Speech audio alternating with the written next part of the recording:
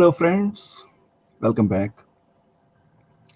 I am Dr. Surya Ganduri, your host for this weekly internet radio show on developing leadership through self awareness, a series of talks using the knowledge from the principles of quantum physics and wisdom of beliefs. These radio talk shows are part of the Quantum Leap radio presentations, where I invite celebrated mentors from around the world to share with us on how to thrive and empower ourselves in this evolving world. And this special feature is on every third Saturday of the month when you can listen to a unique monthly roundtable live discussion involving these experts in business, academia, and life in general. On rest of the Saturdays, you can listen to the weekly regular shows at 8 p.m. Chicago time. Tonight's topic is a continuation of the presentation that I began earlier this month on how ego inflicts blind spots in our path to success, in which I identified many traps that ego creates. And I also promised that I will be discussing each of those traps in detail. So tonight, I'm going to talk about the first ego trap, how we either solicit or not solicit feedback and ignore any feedback that we don't like. And let us see what happens when we do that. When I'm hired as a coach to work with a client, I like to start our first meeting with a question that relates to his or her effectiveness within their profession. How are you doing as a leader?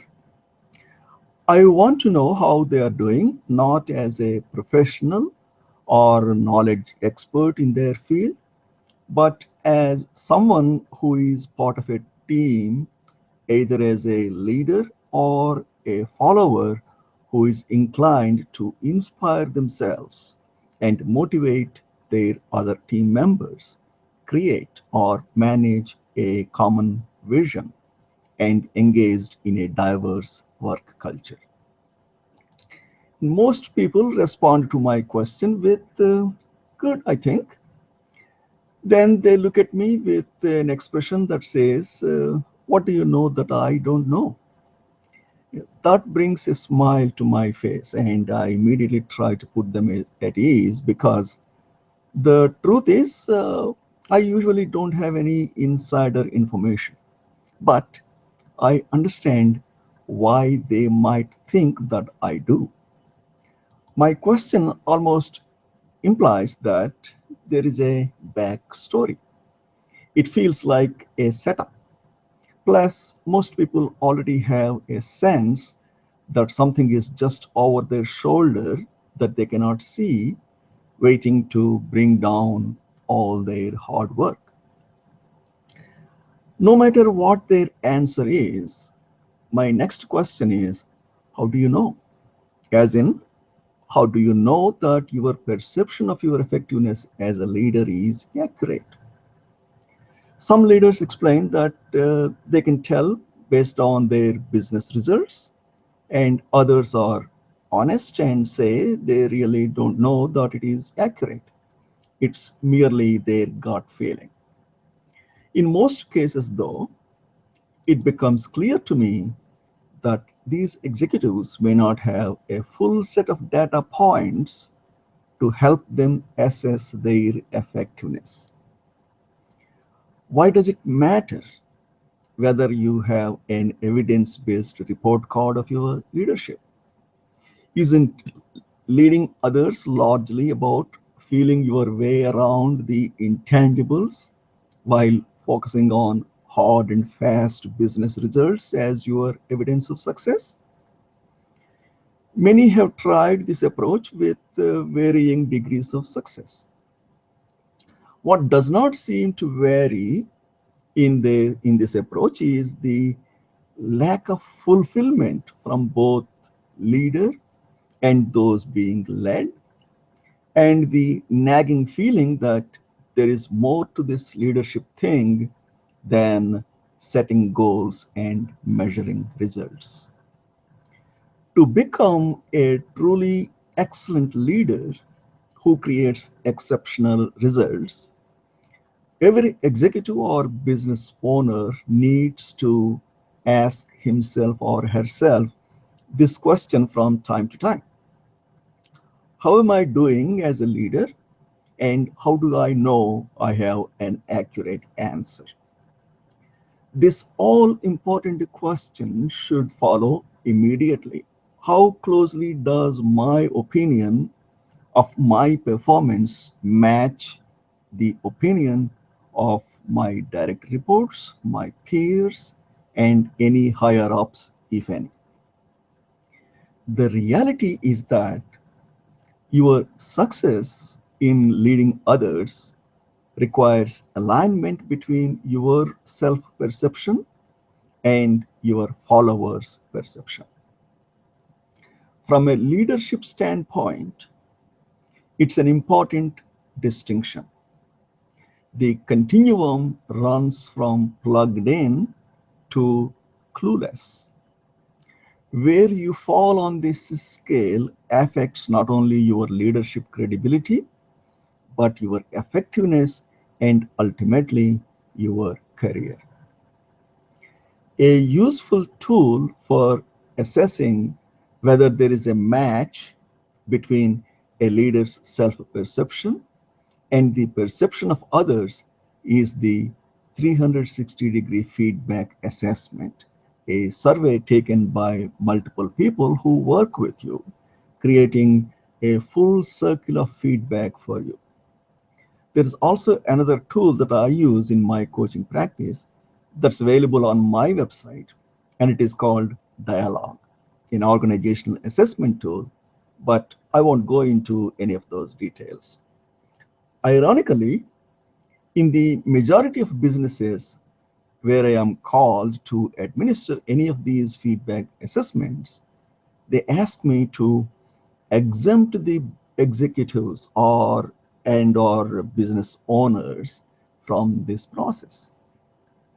So at the same time that the executives want to know how employees are doing at an organizational level, they will often ignore the value of external feedback for themselves. An example of ego rearing its developmentally disruptive head. In addition to sending a message of incongruent values to employees, this approach can help leaders continue unconstructive behaviors of which they may not be aware. What's more, the effort to get a read on everyone's performance becomes tainted because the leader is creating a contradiction between talking the walk and walking the talk. What leaders do is always more impactful than what leaders say. And regardless of intent, the message to followers when leaders exempt themselves from the feedback process is clearly do as I say, not as I do. Or worse, I'm okay, but you are not. My guess is that most leaders don't mean to make such statements. Yet, when they forego the feedback gathering process for themselves, that's exactly what they are doing. A study of more than almost 39,000 global leaders, as reported in a business magazine, confirms that there is, in fact, a significant correlation between an inability or unwillingness to see one's own faults and career stalling or derailment. Those who were identified as out of touch with the way their teams rated them were 629% more likely to derail, that is, perform below the level of expected achievement, be demoted, or even fired, than those who were in touch with the way their team members rated them. Stop for a moment and let me repeat that number, 629%. That's a big career imploding difference.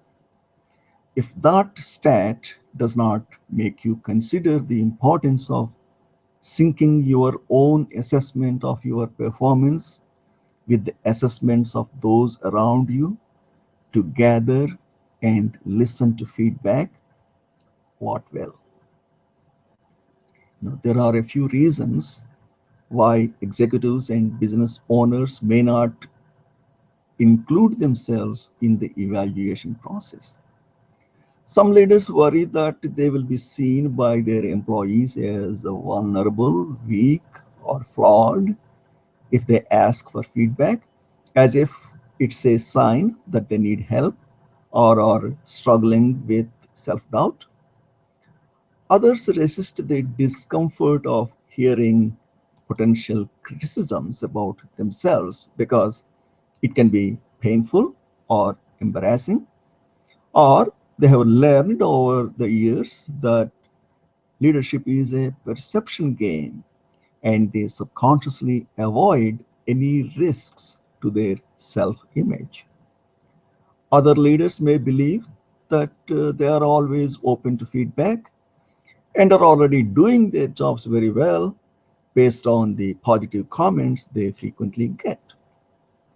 As a result of this positive feedback, or sometimes simply a lack of negative feedback, this latter group of leaders ends up thinking that it's not necessary to gather formal feedback on themselves.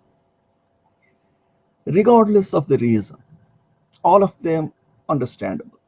Failing to solicit developmental feedback or ignoring it when it's been given to you, while freely lapping up kudos, can have significant negative consequences, whether in the form of weaker business results, lost credibility, wide scale public criticism, or even losing the job. An even subtler impact as a result of a feedback vacuum is the gradual erosion of credibility and influence, leaving a dedicated and tenured leader with little relevance or pull in the organization.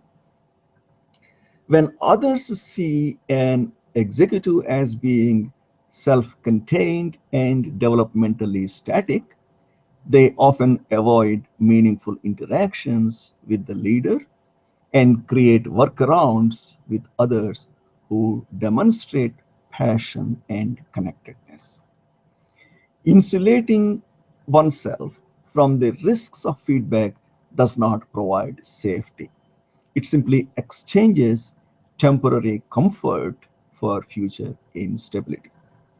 Cut yourself off from feedback sources, and you nearly guarantee failure, often one you won't see coming. So, now let me talk about some bottom line results. What the research tells us about high performing leaders is that high performing leaders are significantly more aware of how their team members view them than low performing managers are. Although we cannot conclude that this awareness has produced high performance, we cannot ignore the relationship either.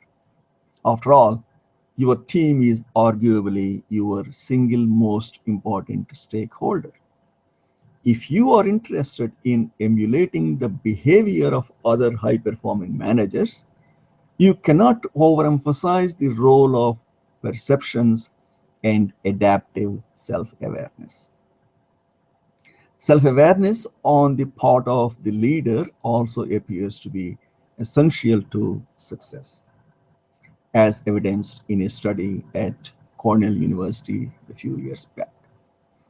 Self awareness is a key indicator of emotional intelligence, which involves having a deep understanding of one's emotions, strengths, weaknesses, needs, and drives. People with strong self awareness are neither overly critical nor unrealistically hopeful. Instead, they are honest with themselves and with other people. In the research study, it was found that a high self awareness score was the strongest predictor of overall success.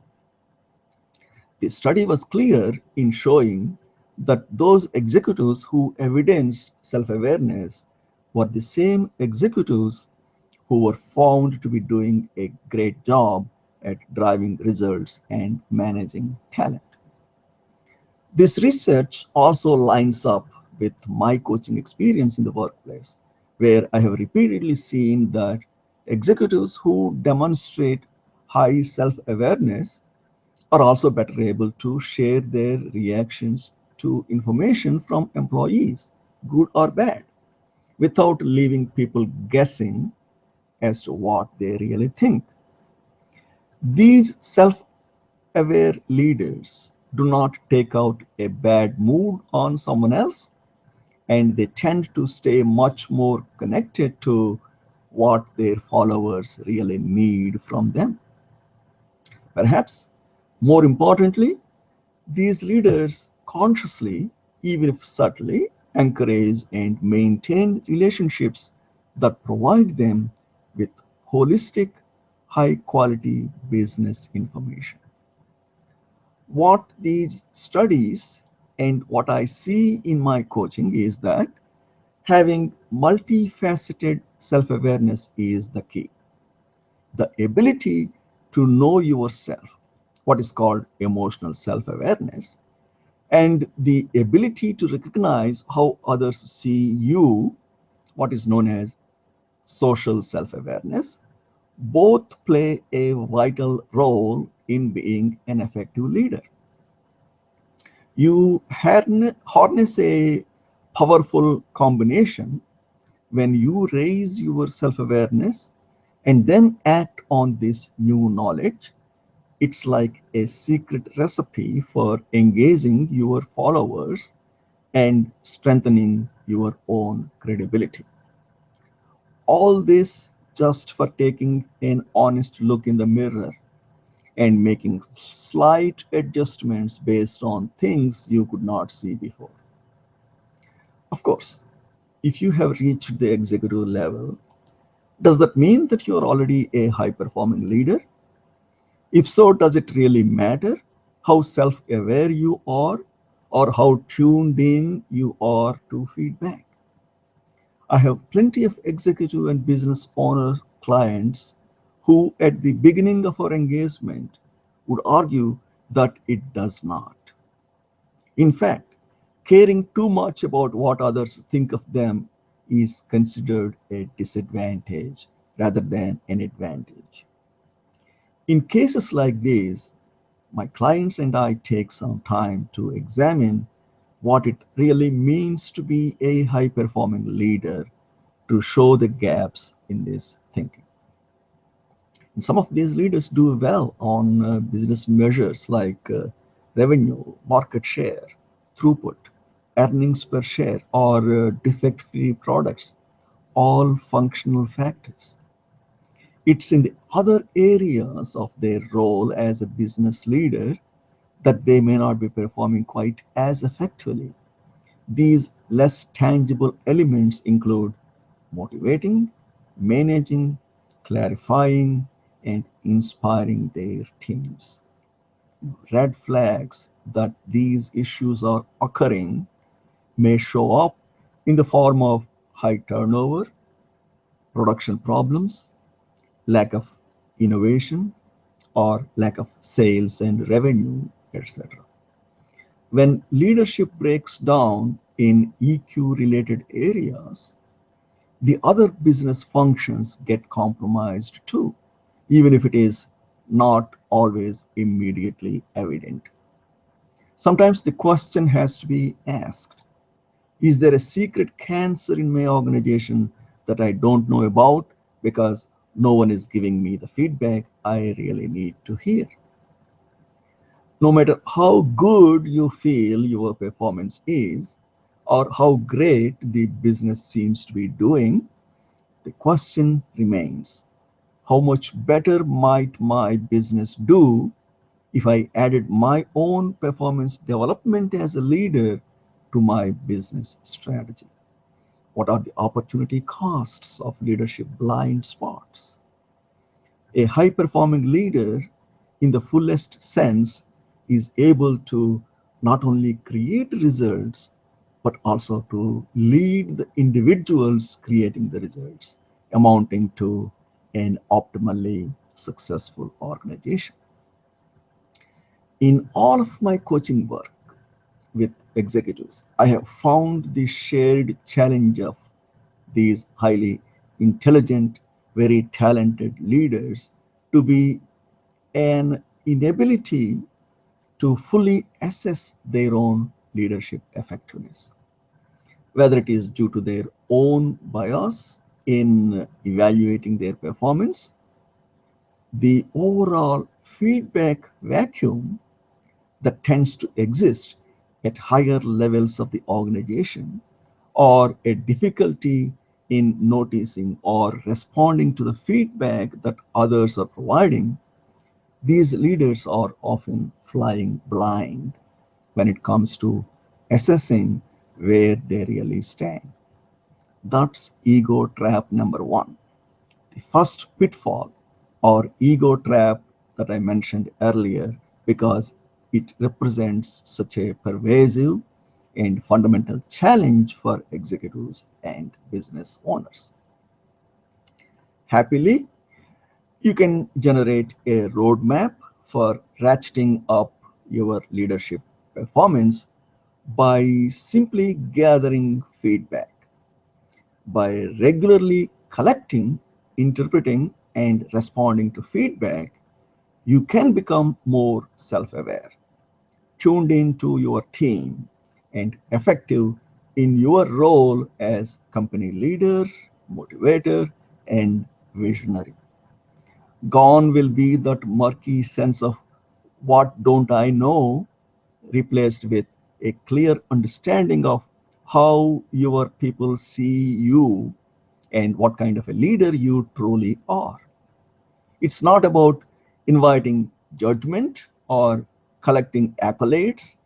It's about creating a crystal clear understanding of your strengths and weaknesses as a leader, information you can leverage, thus making it the ultimate secret weapon in the leadership game. Let me take a short break, and when I return, we'll take a closer look at this trap number one. I'll be right back.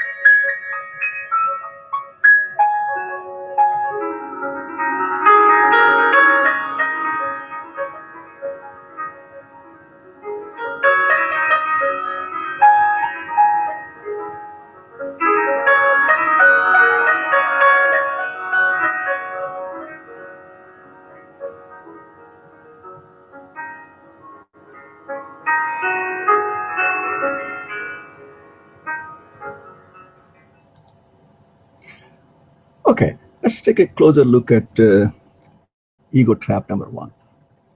When it comes to ego trap number one, there are two main problems that typically occur. One is that the leader does not formally invite feedback from the team. The other is that the leader ignores feedback when it is provided. So let's look first at the case of not inviting feedback. It would be easy to think that only arrogant leaders don't bother to ask for feedback. In reality, it is often the most humble or beloved leaders who fall prey to this trap, not because they don't care about employee feedback or don't want to hear it, but because they take the fact that their team is already close and is generally honest about big issues to mean that there is no need for formally there is no need to formally invite feedback on their performance. They believe that their people will give honest feedback without being prompted, or that they are doing so well that there is no need for a more formal evaluation.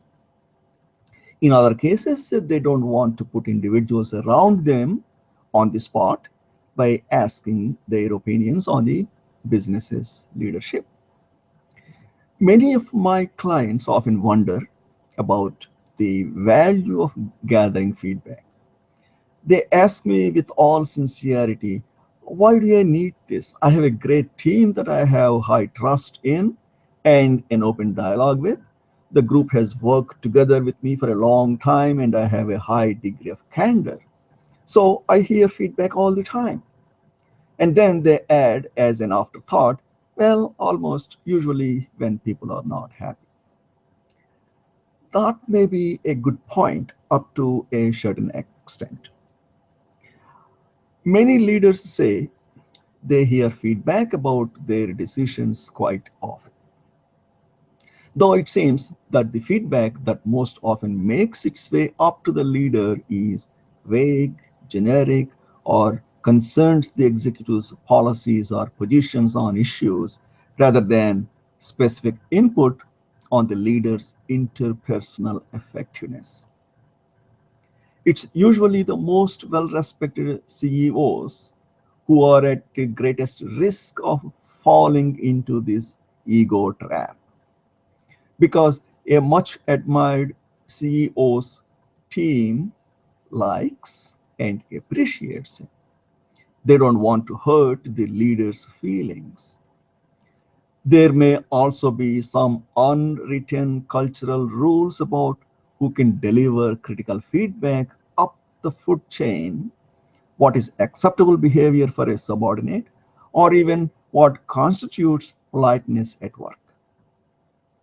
Because they think the leader is doing a good job overall, it's easier for the little criticisms to be minimized or ignored. Eventually, the feedback that was available is suppressed enough that the CEO is lulled into a false sense of security about his or her leadership performance. In situations such as these, I encourage the leader to look at what kind of feedback the team has been giving. Has it been related to your effectiveness at motivating and engaging the workforce, or, or to things like satisfaction or dissatisfaction with the direction you are taking the business? Has it related to how effectively you are handling interpersonal relationships? Or does it relate more to the way you have been handling deals or the more technical side of the job? Feedback on the latter aspects is fine, even useful, but it's also essential to regularly request and study feedback that relates to your ability to operate as a leader when it comes to softer skills like listening, approachability, and empathy. Another challenge occurs in those cases where your team really does respect you so totally and completely that they have lost the ability to view your performance objectively. This is known as the halo effect, a cognitive bias in which information that does not fit with the overall impression of a person is rejected. When individuals on your team are influenced by a halo effect, they will be operating on the premise that you are doing well overall and may be less primed to notice weaknesses that they could otherwise alert you to. The problem is an acute lack of feedback. Leaders have more trouble than anybody else when it comes to receiving candid feedback, particularly about how they are doing as leaders. The paradox, of course, is that the higher a leader's position in an organization, the more critically the leader needs that very feedback. What's more, the higher a person's rank, the greater this gap became. These executives likely had higher levels of self awareness when working at lower levels in their careers. But as they ascended the corporate ladder, the feedback faucet slowly closed. It turns out the old adage about loneliness at the top may well be true, but it also appears to be self inflicted. By using a process to actively solicit feedback from the team, these leaders could close this gap, gaining access to essential information that would help them refine their own performance and improve overall business outcomes. So now let me talk about the other scenario. You know, when some leaders are failing to formally gather feedback on their performance, others may fall into the trap of ignoring feedback when it is given. This can take the form of tuning out little cues that the team tries to provide, choosing whether passively or purposefully not to change in response to feedback when it is given, or outright refusing to listen. Regardless of the cause, the effect is the same. In my coaching experience, I see many executives and business owners feel that it is not their job to respond to team or employee feedback. And because it is impossible to make everyone happy, there is a deep, dark secret of many CEOs, one that might be spoken only to an outside coach or mentor. If they don't like the way the company is run, let them head for the door. Why should I be the one to do all the adjusting? Isn't the leader already doing so much? There is no doubt that leaders are working very hard for their organizations. They are invested, they are dedicated, and they adjust regularly. The question is all that hard work and adjusting focused on the right areas? Feedback from the team offers an essential roadmap to where you as the leader can best put your energy. So it is not about becoming the ultimate accommodator. It is about you as the leader not neglecting key indicators that can help you sharpen business results. This is not to say that every comment from every employee should be accepted at face value. The more responsibility you have, the fewer people there may be in your organization who truly understand your job well enough to deliver credible feedback. On the other hand, if a pattern emerges in what you hear, there may be some truths worth investigating. In addition, having trouble retaining people in positions that report directly to you may be a red flag, warning you to stop and take a look in the mirror. A Gallup poll of more than a million employed US workers concluded that the number one reason people quit their jobs is a bad boss. or immediate supervisor. Gallup also determined that poorly managed work groups are on average 50% less productive and 44% less profitable than well managed groups. The tricky thing is that even if you want feedback from your people, and even if you ask for it, once you rise to the upper ranks of the organization, it can be very difficult to get objective feedback about your performance. Research shows that this issue of feedback or lack thereof at the upper levels of management is not simply speculation. Research indicates that feedback on performance becomes less consistent the higher the manager's position or the more complex the manager's role. In other words, the higher your rank as a leader, the more mixed messages you will probably get. What's more, negative feedback may come rolled up inside a compliment, or it may be given in layers of directness, with an employee easing into the worst after he or she sees how you respond to the easy stuff. If delivering bad news at your company is seen as risky or career limiting, the wheels will likely come off the feedback bus and all the passengers will get off and stay off out of self preservation. Once you are at the top, very rarely will anyone offer clear and direct feedback about your performance. You are going to have to listen for it, identify it, and actively invite it.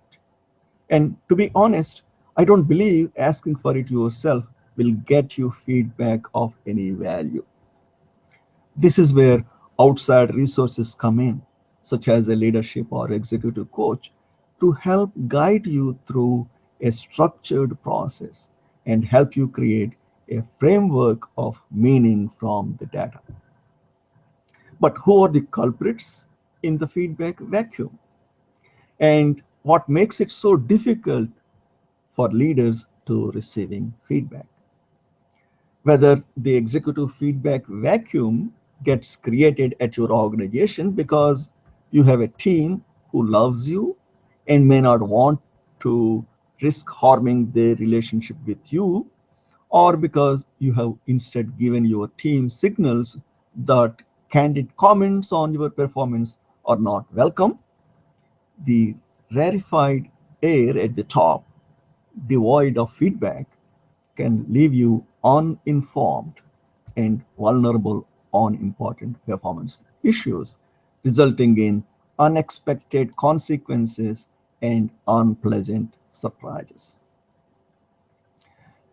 You know you have fallen into ego trap one if you take the fact that you don't receive much negative or constructive feedback as a sign that you are doing your job as a leader really well and don't need to focus on your own leadership development. You know you have fallen into ego trap number one if you assume without testing that if your team is honest with you about operational issues, that they can also be relied upon to give you candid feedback about how you are doing as a leader. You know you have fallen into ego trap number one if you do not regularly ask your team for feedback.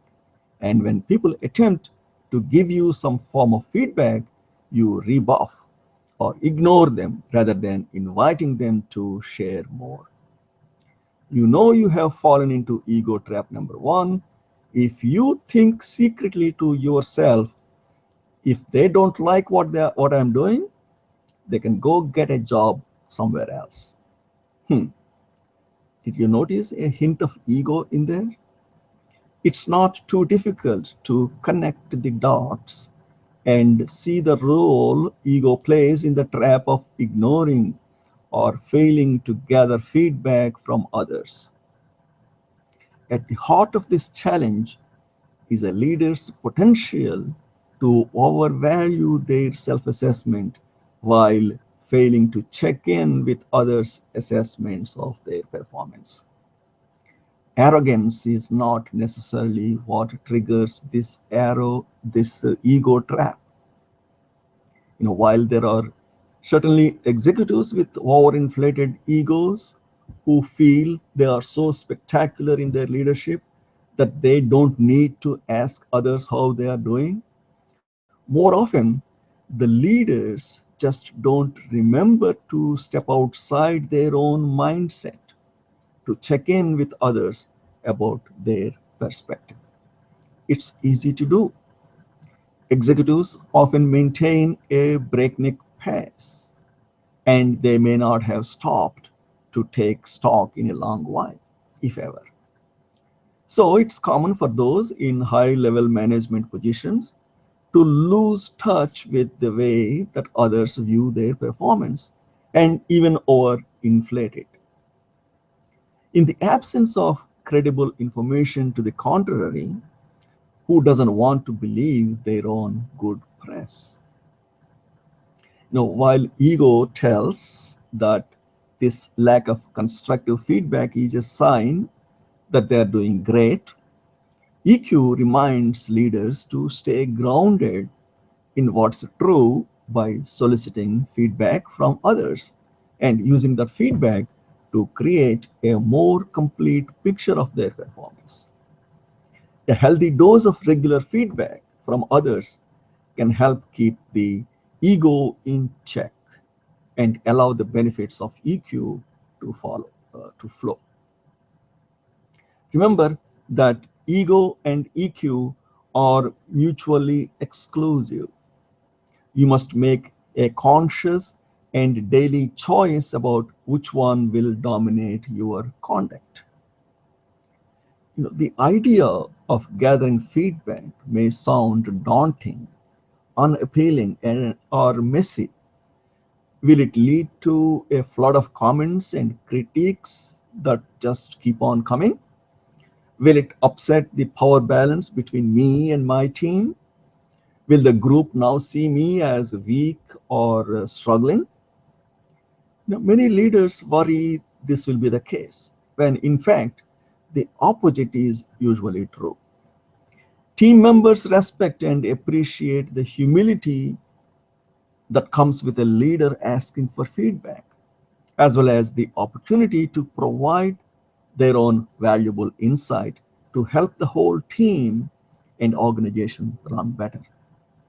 The trick is figuring out how to gather that feedback, understand the patterns and themes, and respond to effectively. Research reveals that people really improve their EQ with feedback they receive. These individuals are tenacious about asking those around them for feedback to see if they are doing well. My own coaching experience confirms that. After the initial sting of hearing honest criticism wears off, most senior executives ask for more feedback. Once they have it, they start to use it as a key indicator for how they should execute their overall business strategy. Feedback provides leaders with valuable input on how to ramp up their EQ in several key areas. One, recognizing their own impulses before acting on them, which is self awareness. Two, relating better to others, meeting their needs when appropriate, that's empathy. And three, moderating their own behavior, that is self control, to avoid unproductive interactions and responses. The EQ competency is made up of several skills. And as I mentioned elsewhere in my blog articles and some of my other radio discussions, self awareness, empathy, and self control are the vital three, the key trilogy of emotional intelligence that will be quite essential. Gathering feedback is fundamental to keeping your EQ strong in these areas and to avoiding the ego traps. It's for this reason that ignoring feedback you don't like is the first trap. So, what's the clever solution to avoiding ego trap number one? I recommend creating an EQ antidote, a mechanism within your organization by which you will regularly receive feedback. Admittedly, this solution is more straightforward than clever, but it does get the job done. And what busy leader doesn't appreciate a little efficiency? As I mentioned elsewhere, the vehicle that most businesses use is an annual 360-degree feedback assessment, which can be implemented either formally or informally. The 360-degree feedback assessment is an instrument commonly used at respected institutions like the Harvard Business School.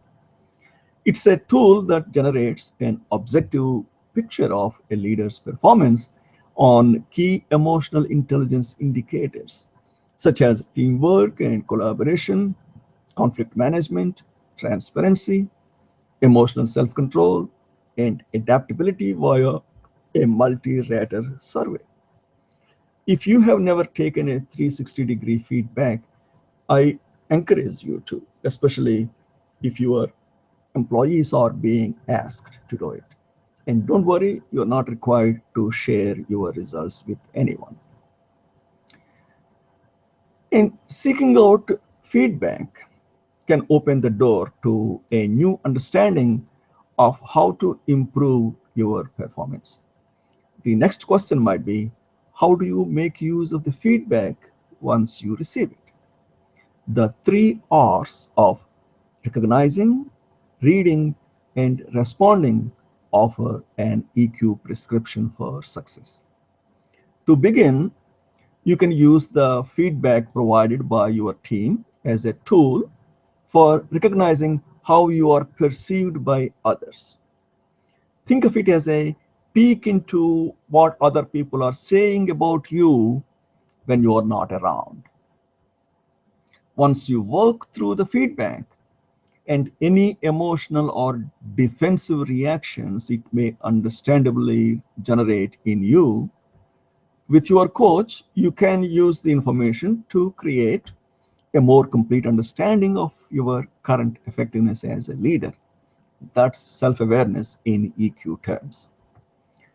With this self awareness at the ready, you will be primed to read and process the feedback cues that people give you on a day to day basis. While the 360-degree assessment typically provides you with a once a year opportunity to see how others are viewing your performance, it's also important to tune in to any spontaneous, informal feedback that your team gives you throughout the year. That's where reading comes in, and you will have to be astute to accomplish this. Much of the time, daily feedback will be delivered to you in vague terms, tied to a tied to business issues or masked within praise so as not to hurt your feelings, or more often so the employee does not have to deal with your reaction. So you will need to listen for the cues and really observe what people are trying to communicate to you. Is someone looking nervous while talking to you about the way a recent meeting went?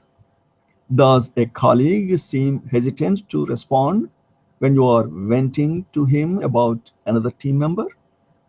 On the flip side, when someone is giving you praise, is she also embedding a constructive request for change within it? If someone looks uncomfortable or hesitant while telling you something, a little red flag should pop up, encouraging you to tune in and ask more. You can also look for common themes among statements by your team members and use these as valuable clues on where your people may need you to adjust.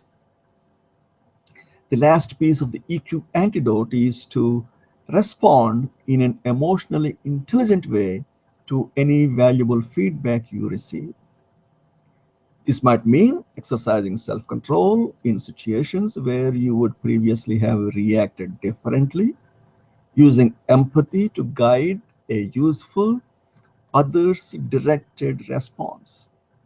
So, if a team member comes to you confessing that he or she made an error on a recent financial report, you might resist the urge to immediately reprimand him or her as you would have done in the past and ask instead with sincerity, "What do you think happened here?" If one of your VPs shows up late for a meeting, you might choose to avoid embarrassing her in front of the group and realize that everyone has moments when she needs to be cut some slack. If it's a pattern with the VP, you may choose to have a private conversation instead of making it a public issue. Regardless of the specifics, the EQ prescription for ego trap number one has you recognizing your own impulses, for example, resisting the urge to interrupt others while they are speaking, or reading how the other person may feel about or perceive the situation, concerned, excited, or worried, and responding in a way that builds trust and morale.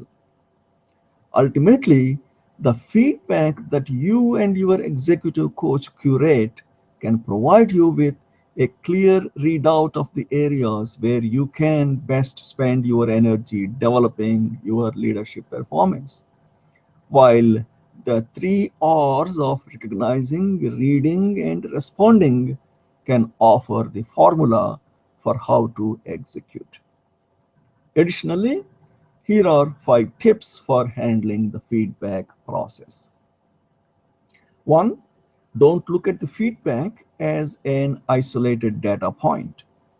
Plan to have someone who can help you make sense of the feedback, figure out the themes in the feedback, and decide what you should be spending your energy on in the near term. Two, remember the good news about EQ? It's learnable. EQ skills can increase with focused effort.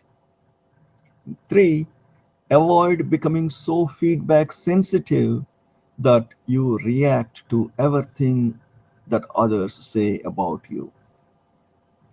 Number four, focus on changing just one or two things based on what you hear. Small adjustments to high impact areas can make a big difference in your effectiveness. And consider checking back with the person who was nice enough to deliver the feedback in the first place to ask how you are doing. It says you appreciate their input, which means they are more likely to help in the future. And number five is all of us have blind spots. It's better to know what people think so you can do something about it. Remember also that feedback is hard to deliver. It's much easier to let you continue doing what you are doing. So when you do get feedback, treat it as a gift. Let me summarize to conclude this presentation. Now, not soliciting feedback and ignoring the feedback that one does not like to hear are two of the universal themes in organizations throughout the world where consultants are brought in to administer evaluations of employees' performance. Too often, however, the top leadership exempts itself from these valuable opportunities for feedback. Unfortunately, these are missed opportunities that cannot be replicated elsewhere. It's just too hard Without this evaluation process, for leaders to get the honest feedback that they need to do a good job running the team. Once at the top, there are fewer opportunities for leaders to receive feedback without leadership allow them to provide it. And peers and direct reports are typically far less inclined to give feedback. When these individuals do step up, they may not be direct in their critiques, making it easy for the leader to overlook the feedback or to ignore it altogether. Regardless of the reason, if you are not actively seeking feedback from your team and or are not hearing and responding to it when they provide it, you are stepping into ego trap number one. It's a case of believing that your own self assessment is enough to guide you, ego alert, while not appreciating the necessity of understanding other people's perspectives, EQ needed. This approach can deprive you of a precious opportunity to improve your own performance, that of your team, as they begin to respond to your further development as a leader and that of your organization. By grounding yourself in the stories that others tell about you as a leader, you gain the humility and awareness needed to reshape those stories. You become the informed author of your own story of leadership, smarter, wiser, and more connected to your team. The result? A powerful opportunity for transformation into the leader you really want to be and the leader your people and organization truly need. I think I will stop with that for now. Stay tuned for discussion on other ego related traps in the future. Let me know if I can be of any service or help in any areas that I discussed tonight. I wish you good luck and great inspiration in your journey. I also hope that whether you listened to this live on air broadcast or listening to the recorded audio from the archives, have heard something that resonated well with you, or even know somebody in your life who could benefit from this discussion. If so, I would encourage you to share this discussion with them and suggest them to get in touch with me if I could be of further assistance to them. I hope you heard something useful while listening to this radio talk as much as I have enjoyed presenting it tonight. Please tune in every Saturday at 8 p.m. Chicago time as I discuss other topics in this internet radio talk show. Also, remember that Quantum Leap Radio broadcasts on a variety of topics every week and also in a roundtable format each month by coaches and mentors who are highly recommended as the cream of the crop and best of the best out there that have been recognized and established in the business world and life in general. Namaste.